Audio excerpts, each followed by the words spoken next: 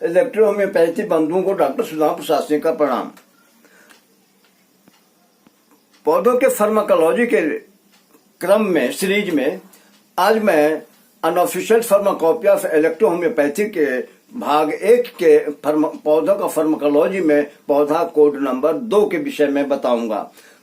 पौधा code number 1, 2, 3, 4, 115, 125 इसलिए कर दिया कि जब इसके फार्मेसी में जब बार बार हम पौधा का नाम लिखेंगे तो किताब गंदी हो जाएगी, इसलिए हमने सभी को अल्फाबेट के हिसाब से कोडिंग कर दिया है, जो एक बार एक वीडियो में मैं बता चुका हूं। आज एकोनाइट के विषय में बताऊंगा। उसके पहले मैं आपको ये बताता हूं कि आरएनएम की खोज कब हुई थी। 1980 के दशक में आरएनए का खोज हुआ, डीएनए का खोज हुआ, और डीएनए के गाइडेंस में आरएनए नया प्रोटीन बनाता है। आरएनएम नया प्रोटीन बनाता है। यह एक एंजाइम की तरह क्रिया करता है। इम्यून सिस्टम की सारी सही सलामत क्रिया रखने के लिए टी सेल की महत्वपूर्ण भूमिका होती है। टी सेल के सही काम करने के लिए उसके लिए एंजाइम रिप्लेसमेंट थेरेपी की जाती है। इम्यून सिस्टम के सामान्य फंक्शन के लिए एंजाइम्स आवश्यक होते हैं। एंजाइम्स की कमी से टी सेल निष्क्रिय हो जाते हैं। टी सेल जब निष्क्रिय हो जाते हैं तो हमारा इम्यून सिस्टम काम नहीं करेगा, वो बी सेल को इन्फॉर्म नहीं करेगा, बी सेल फिर एंटीबॉडी नहीं बनाएगा। इसलिए टी सेल को प्रॉपर फंक्शन के लिए एंजाइम चाहिए। जब एंजाइम कम हो जाता है तो एलोपैथी में या मॉडर्न मेडिकल साइंस में एंजाइम रिप्लेसमेंट थेरेपी दी जाती है।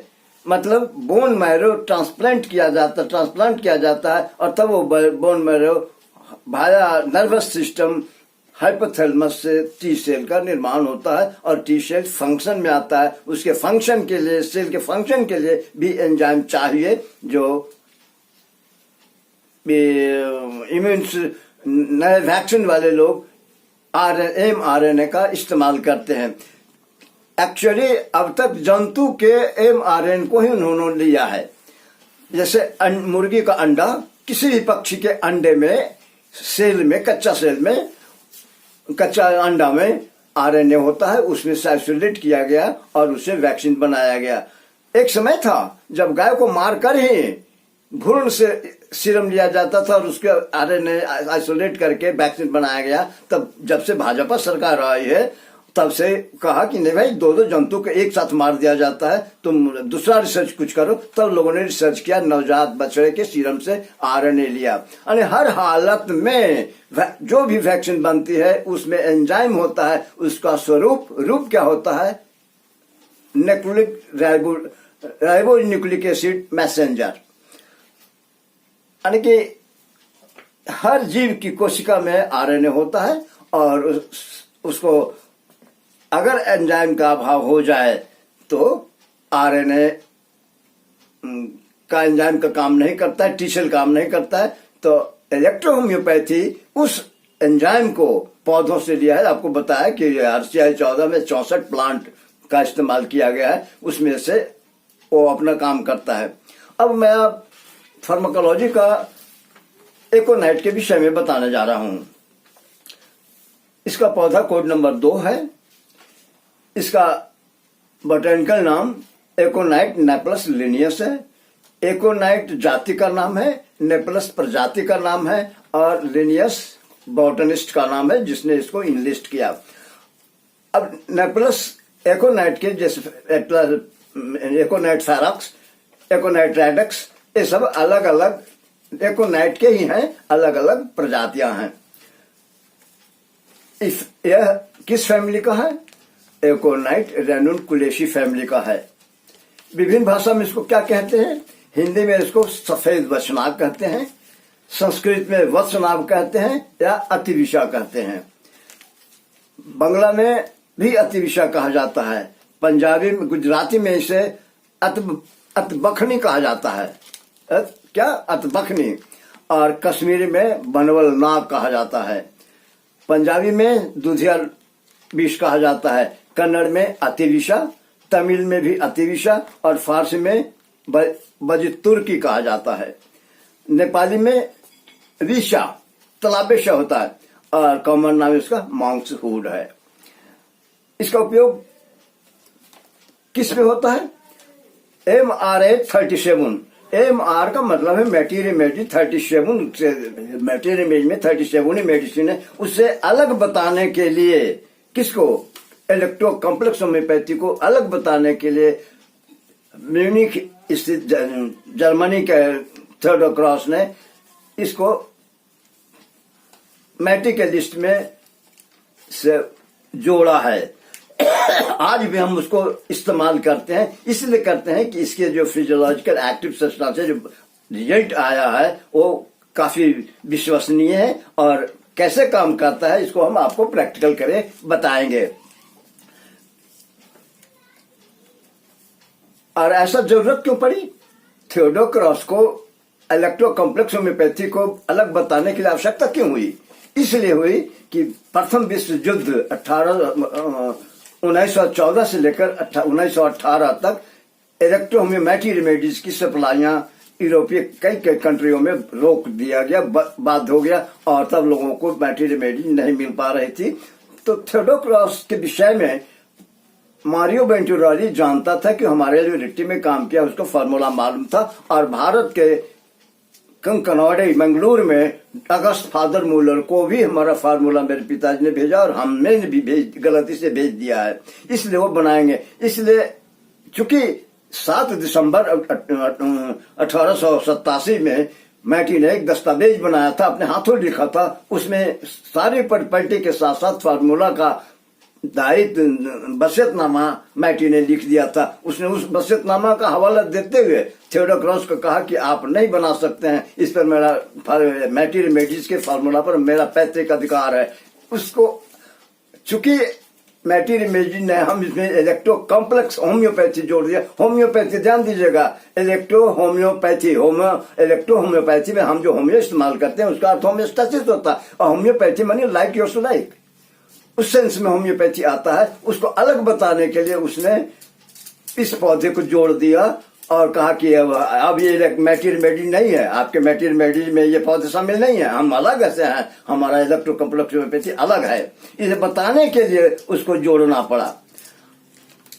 अब टिंचर व्यवहार कितना का, थियोडोर क्रॉस व्यवहार कितना करता था? RE और A1 के F1, RE और F1 में 2 भाग की अनुपात मात्रा में उसने इसका टिंचर इस्तेमाल किया। अच्छा, टिंचर जो मैं कह रहा हूं, जानते हैं जर्मन होम्योपैथी फार्माकोपिया में जो थियोडोर क्रॉस ने लिखा है, फार्मूला नंबर 27, 28, 29 और 30 एक्सट्रैक्शन है, लेकिन एक्सट्रैक्शन के जो विधियां बताई गई हैं वो बड़ा गड़बड़ है। हमने फार्मेसी की किताब में इसको एक्सप्लेन किया है कि कहां कहां त्रुटि उसमें रही है, वो गड़बड़ है। और 31 जो है उसको कोहेशन है, जो थियोडोर क्रॉस का बताया वो नहीं है। उसने खुद, आप जब फार्मेसी जो पढ़ेंगे, फार्माकोपिया जो IDC को दिया गया है उसमें साफ लिखा हुआ है, तो वो कॉपी मेरे पास है, हमने देखा है, वो क्रॉस का नहीं है, वो किसी दूसरे जिम्पल का है। जिम्पल आर्किटेक्ट था लेकिन होम्योपैथ थे, और 1878 में जिम्पल को मैटी की भेंट हुई थी, ये भी हमारे पास इतिहास है। अब ये पौधा पाया कहां जाता है? ये पौधा पृथ्वी के उत्तरी समशीतोष्ण क्षेत्र में पाया जाता है, भारत में पाया जाता है, एशिया में पाया जाता है, और भारत में इसकी 24 जातियां पाई जाती हैं। पौधा का वर्णन कैसा है? यह बहुवर्षीय जड़ी बूटी है।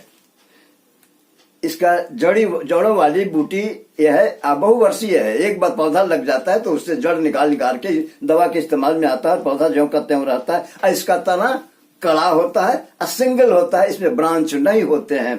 आप कहेंगे तो ये वीडियो के अंत में, या कहिए तो अभी मैं आप इसका चित्र दिखा देता हूं। देखिए ये एकोनाइट नाइप्लस है, अच्छी तरह देख लीजिए। ये गुलाबी रंग का, बैगनी रंग का इसका फूल है, ठीक है। इस पौधे का उपयोगी भाग कौन सा है? जड़। इस पौधे का जड़ किया जाता है, और जड़ में केमिकल क्या है? डाइटरपीन पाया जाता है, मेसोकोनोटिन पाया जाता है, नार डाइटरपीन पाया जाता है, एल्कलाइड पाया जाता है, एकोनिक एसिड, एकोनिलिक एसिड पाया जाता है, मैलिक एसिड पाया जाता है, एसेटिक एसिड पाया जाता है। और इन सभी केमिकलों के रचना करने वाले जो केमिकल हैं, प्राइमरी प्रोडक्ट, एंजाइम भी पाए जाते हैं, इनके साथ साथ रहते हैं। जब अल्कोहलिक नेचर निकाला जाता है तो उसके साथ भी रहते हैं। और शरीर पर इसकी क्रिया कैसी होती है? दर्दनाशक। सबसे ध्यान रखिएगा, एकोनाइट का जो थेराप्यूटिक है, दर्दनाशक है। दर्दनाशक को आप दर्द कैसे समझेंगे? देखिए, जब ब्लड कंजेशन हो जाता है तो ब्लड में ऑक्सीजन नहीं पहुंच पाता है। तो मैं आपको दिखा रहा हूं कि देखिए क्या होता है। अब देखिए, ये मेरी उंगलियां आगे का भाग लाल हो गई हैं।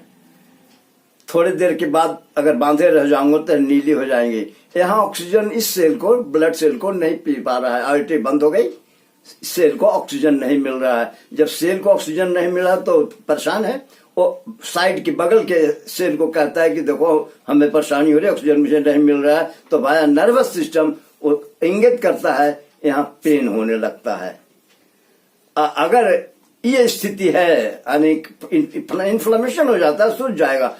पहला इन्फ्लेमेशन अगर फर्स्ट स्टेज है तो उसको हम लोग एक्टिव कंजेशन कहते हैं। यहाँ हमारा F1 के माध्यम से यहाँ खबर हो रहा है, आर्टरी से ब्लड जा रहा है, आर्टरी की भी दवा देनी होगी। और आरी को सब लोग, मैं बता रहा हूं, आरी को आप लोग सब समझते हैं कि पॉजिटिव है। अब बताइए यहाँ जो स्थिति है, आप क्या कहेंगे? इसको पॉजिटिव है नेगेटिव? स्थिति पॉजिटिव है। किस इन्फ्लेमेशन है? हम कहिए कि बड़े बड़े लीडर हम कहते हैं कि जहां टिस लगा हुआ हो, गैस्ट्राइटिस, मेस्टाइटिस, टिस लगा हुआ है, माने इन्फ्लेमेशन रोग प्लस है। नहीं, हर रोग नेगेटिव है। यहाँ क्या नेगेटिव है? ऑक्सीजन नहीं जा रहा है, सेल सफर कर रहा है, यानी कि रोग नेगेटिव है। कोई भी डिजीज जब इसमें आईटी क्या होता है, आरी जब इसमें आप पेंट करेंगे तो आईटी फैल जाएगी, ब्लड का सर्कुलेशन पूर्ववत हो जाएगा, और तब मेरा दर्द चला जाएगा। ऐसे आरी दुरुस्त करता है। जहां के भी दर्द की बात हो, आरी और बी दोनों आप लोग प्लस कहते हैं कि पॉजिटिव है। नहीं, दोनों ही इन्फ्लेमेशन को कम करती है। जब आपको A2 के विषय में बताऊंगा, आएगा दरम्यान में, तो आपको बताऊंगा एक्टिव कंजेशन में C1 और A1, जिसको शायद C7 पर नहीं, अब याद नहीं आ रहा है, C1 A1 12, सॉरी, C1 और A1 के कॉम्बिनेशन को थोरोक्लस ने एज ए नुस्खा C12 में इस्तेमाल किया है। और एक्टिव कंजेशन की C12 बड़ी बेहतरीन दवाई है, पेन को तुत्कार दूर कर देती है। उस मेडिसिन को तो मेरी पत्नी दांत दर्द का दवाई समझ रही थी, क्योंकि दांत दर्द वाला में जो आप देते बराबर उसको C12 देते थे। C1 और A1 का कॉम्बिनेशन, दांत दर्द उसका चला जाता था, और उसी समझते थे कि दर्द की दवाई। तो जहां पैसिव कंजेशन जहां हो, वहां C13, जिसको मैटी ने 7 स्थान पर रखा था, वहां C5A2 जहां हो, वहां इसमें पैसिव कंजेशन में इस्तेमाल किया जाता है। तो दर्दनाशक आप समझ गए। उपयोग की विधि क्या है? अल्कोहलिक टिंचर 100% ड्रग स्ट्रेंथ करके, 100% ड्रग स्ट्रेंथ करने का मतलब क्या है? जब टिंचर हम इस्तेमाल करते हैं तो उसमें अल्कोहल और पानी भी रहता है, वो एक्टिव इंग्रेडिएंट नहीं है। एक्टिव इंग्रेडिएंट को, पानी और अल्कोहल को एलिमिनेट करने के लिए, बर्बाद करने के लिए, हटाने के लिए हम फार्मूला का इस्तेमाल करते हैं, वह है SP फार्मूला। तब उस पर अगर फार्मूला काम करते हैं, क्वांटिटी ऑफ ड्रग रेशियो मालूम होता है, तब वहां 100% ड्रग स्ट्रेंथ करने पर ही प्राप्त होता है। इस तरह अल्कोहल इसका इस्तेमाल किया जाता है। अगर इस पौधे के विस्तृत अध्ययन के लिए मेरे द्वारा लिखे हुए compendium of electropathy medicinal plant and medicine का वॉल्यूम 1 देखना पड़ेगा। आप उसको देखिए, पढ़िए,